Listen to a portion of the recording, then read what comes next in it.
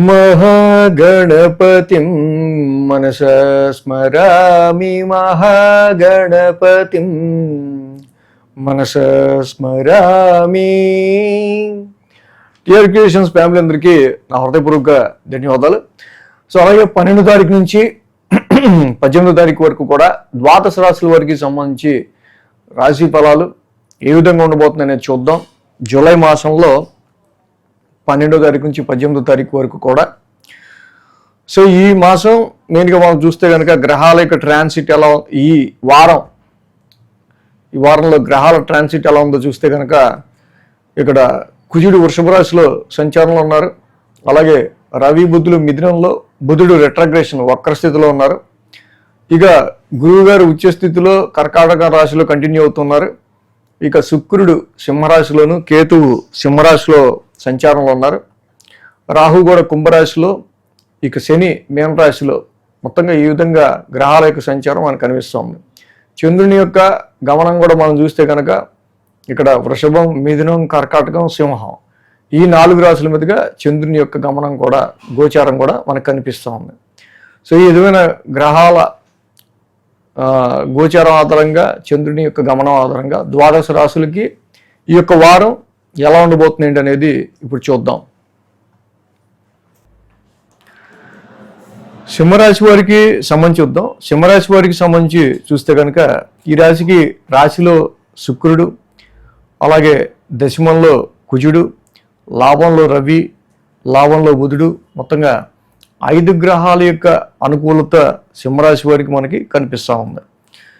So ఇక్కడ చూస్తున్నట్టయితే కనుక జనరల్గా రాశిలో శుక్రుడి యొక్క సంచారం అది శత్రుక్షేత్రం. బట్ ఏంటంటే ఎప్పుడైతే న్యాచురల్ ట్రాన్సిట్లో శుక్రుడి యొక్క సంచారం ఉంటుందో, సో వీళ్ళు యాక్చువల్లీ సింహరాశి వాళ్ళ యాటిట్యూడ్ వేరు. బట్ చాలా వరకు కూడా కేతు యొక్క సంచారం రాశిలో నడుస్తూ ఉంది ఈ రాశి వాళ్ళకి. సో కాబట్టి ఐడెంటిఫికేషన్కి సంబంధించిన ప్రాబ్లమ్స్ ఈ రాశి వాళ్ళకి ఎక్కువగా వచ్చే ఆస్కారాలు ఉన్నాయి, ఐడెంటిఫికేషన్ లాసెస్కి సంబంధించి. సో ఇలాగా చాలా సందర్భాల్లో వీళ్ళు మిస్ అవుతున్నట్టు ఫీల్ అయ్యే కొన్ని సందర్భాల్లో శుక్రుడు లాంటి ప్లానెట్ రాశిలోకి రావడం సమ్ ప్లెజెంట్నెస్ని క్రియేట్ చేసే ఆస్కారాలు కనిపిస్తూ ఉన్నాయి. అలాగే దశమంలో కుజుడు యొక్క సంచారం కూడా, దశమంలో కుజుడు కూడా అద్భుతమైన సంచారంలో ఈ రాశి వాళ్ళకి జనరల్గా యోగిస్తూ ఉన్నారు.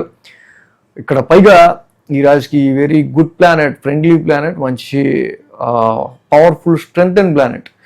ఈ కుజుడు యొక్క సంచారం 10th హౌస్లో కూడా వర్క్ అండ్ ప్రొఫెషన్ మోడ్లో మీరు చాలా బాగా మీ యొక్క స్టైల్ని, యాటిట్యూడ్ని చాటుకోవడానికి చాలా వరకు ఇక్కడ ఉపయోగపడుతుంది 10th హౌస్ ప్రొఫెషన్ వైజ్గా. లాభంలోనే ఇక్కడ రాశ్యాధిపతి ఉన్నారు. చాలా వరకు ఎక్కువ ఫ్రెండ్స్ను, సర్కిల్స్ను, తెలిసిన వాళ్ళను సర్కిల్ పెంచుకోవడానికి కొత్త పరిచయాలు ఈ టైంలో మీకు అయ్యే ఆస్కారాలు, కొన్ని సమావేశాల్లో పాల్గొనటం కావచ్చు, వాళ్ళు మీకు పరిచయం అవటం కావచ్చు, ఇలాంటివి మనకి ఎక్కువగా కనిపిస్తూ ఉన్నాయి. అదేవిధంగా ఈ రాశికి సంబంధించి మెయిన్ మనకి లాభస్థానంలోనే బుధుడి యొక్క సంచారం కూడా ఉంది. ఆయన ఆల్రెడీ ఆ రాశ్యాధిపతి రిట్రగ్రేషన్లో ఉన్నారు. సో కాబట్టి చాలా వరకు కూడా నెగోషియేషన్స్ విషయంలో, సో ఏదైనా ఒక విషయం గురించి మనం బేరం ఆడడం అంటాం కదా, నెగోషియేషను, వ్యాపారానికి సంబంధించిన విషయాల్లో వాటికి సంబంధించి మెయిన్గా బుధుడి యొక్క సంచారం కొంచెం రెట్రగ్రేషన్లో ఉందో. సో ఇదంతా కూడా రీథింకింగ్, కొంచెం ఆగి డెసిషన్స్ తీసుకోవటం వల్ల కొంచెం వీళ్ళకి ఇంకొంచెం లాభం చేకూరే ఆస్కారాలు కనిపిస్తూ ఉన్నాయి. అలాగే మెయిన్గా 10, 11, 12, 1 స్థానాల మీదుగా చంద్రుని యొక్క సంచారం ఉంది. ఆది, సోమ, శుక్ర, శని. సో ఇలాగా ఆది, సోమ, మంగళ, శుక్ర, శని 5 రోజులు కూడా ఈ రాశి వాళ్ళకి అనుకూలంగా ఉంది. వారం ప్రారంభం చంద్రుడు దశమ స్థాన సంచారం, దశమంలో కుజుడు ఉన్నాడు. ఉచ్చ చంద్రుడు పైగా చాలా బాగుంది. ప్రొఫెషన్ వైజ్గా చాలా బాగా రాణించడానికి ఆస్కారాలు ఉన్నాయి. సోమ, మంగళవారాల్లో లాభంలో రవి ఉన్నారు. అలాగే బుధుడు, అలాగే చంద్రుడు కూడా. సో చక్కగా సోమ, మంగళవారాల్లో కూడా మీరు చక్కగా మంచిగా పర్ఫామ్ చేసే ఆస్కారాలు చాలా వరకు కూడా ఇక్కడ మీకు కొంత గెయిన్ఫుల్ సిచ్యువేషన్సే సోమ, మంగళవారాలు కూడా నడుస్తూ ఉన్నాయి. వారాంతానికి గురువారాలకు వచ్చేసరికి కొన్ని ఖర్చులు సంతాన రీత్యా కావచ్చు, ఆరోగ్య పరిస్థితుల రీత్యా కావచ్చు, కొన్ని ఎక్స్పెన్సెస్ అనేవి ఎక్స్పాండెడ్గా ఈ రాశి వాళ్ళకి కొంచెం పెరుగుతూ కనిపించే ఆస్కారాలు కనిపిస్తూ ఉన్నాయి. శుక్ర, శనివారాల్లో రాశిలోనే చంద్రుని యొక్క సంచారం. సో మొత్తానికి వారాంతానికి ఏదో చిన్నగా అలా సెటిల్ అయ్యి కొంచెం టైర్డ్నెస్ నుంచి, టెన్స్ నుంచి, ఎక్కువ స్ట్రెస్ నుంచి కొంచెం బయటపడ్డ ఫీలింగు ఏదో అలా ఉండే ఆస్కారాలు ఈ రాశి వాళ్ళకి జనరల్ కనిపిస్తున్నాయి. బట్ శుక్ర చంద్ర కేతువుల యొక్క కలయిక మాత్రం రాశిలో కనిపిస్తుంది కాబట్టి కొంచెం కన్ఫ్యూజ్డ్ మైండ్ ఉండే ఆస్కారాలు మాత్రం శుక్ర శనివారాల్లో కనిపిస్తుంది. ఫికిల్ మైండెడ్గా, కన్ఫ్యూజ్డ్ మైండెడ్గా ఇంపార్టెంట్ డెసిషన్స్ మాత్రం తీసుకోవద్దు, ఫోకస్డ్గా మాత్రమే తీసుకోండి. సో ఇటు గురువు యొక్క ఉచ్చస్థితి సంచారంలో 1000 స్థానంలో జరుగుతూ ఉంది. ఏదైనా కేజింపావు శనగలు, ఒక ఎల్లో క్లాత్ దానం చేయడం గురువారం దత్తాత్రేయుడి గుడిలో చాలా మంచిది.